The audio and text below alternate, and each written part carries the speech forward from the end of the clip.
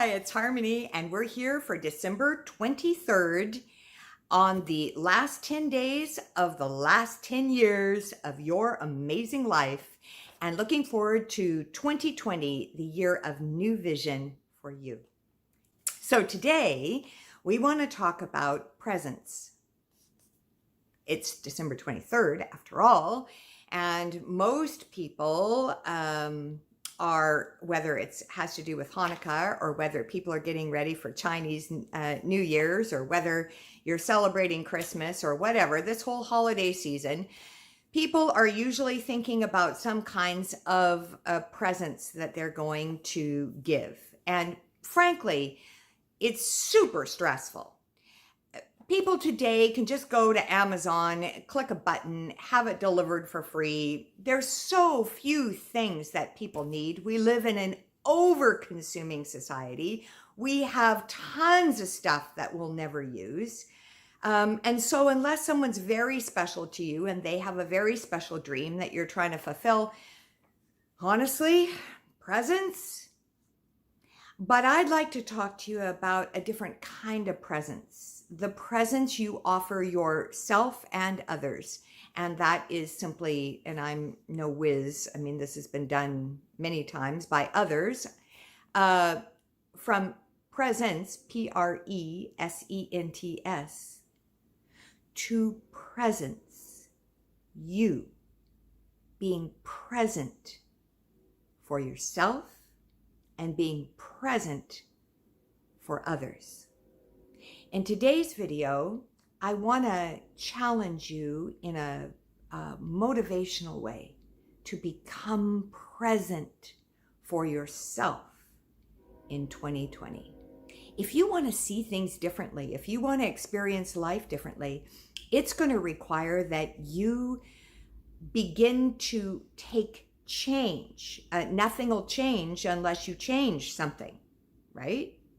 Nothing will change in the next year unless you or I, in my life, unless we change something. Otherwise, we will have exactly the same thing.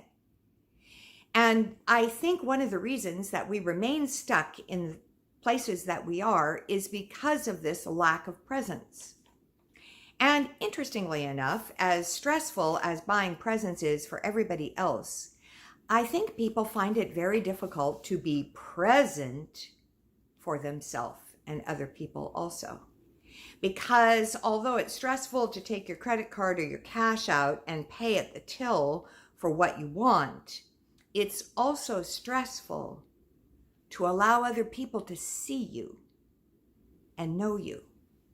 I had a friend the other day who opened up their heart to me and told me things about themselves that they were not proud of. They were no big deal things. It's so amazing to me how we judge ourselves.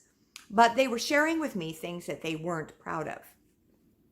And they opened up, and as we talked, they opened up more because, after all, that is my job, to ask the right questions, to help people to open up and hear themselves. But the next day, they were in panic alert. I got a text before I even woke up in the morning. They're in a different time zone. I got a text before I even woke up. I'm so sorry. So sorry for the things I said. So sorry for swearing.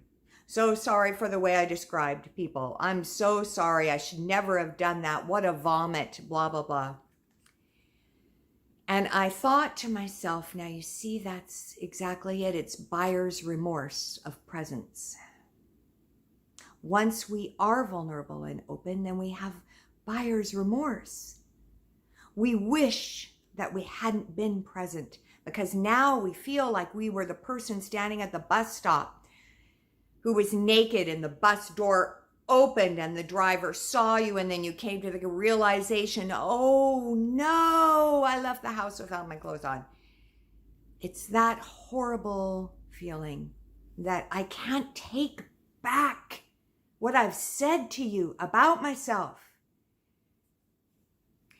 More importantly, we do that to ourselves individually very often. We take a glimpse at what it is we want in our life, or what we regret in our life, or how we feel about a person or a situation in our life.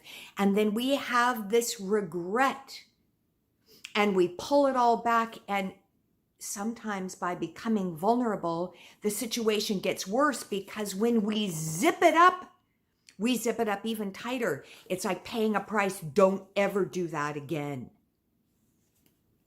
I want to encourage you. If you want to take action in 2020, unzipping your inner self and becoming present will be part of it. You don't have to do it all overnight. You don't have to spill all your guts.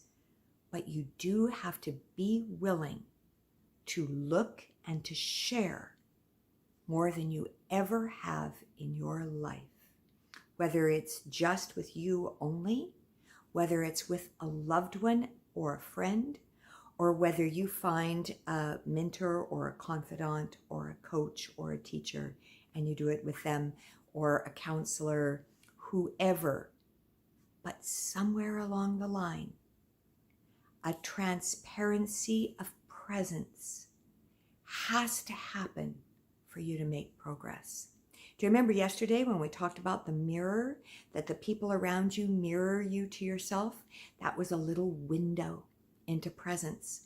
But I know better than to take you on another step like that today, because you will be rebounding from yesterday.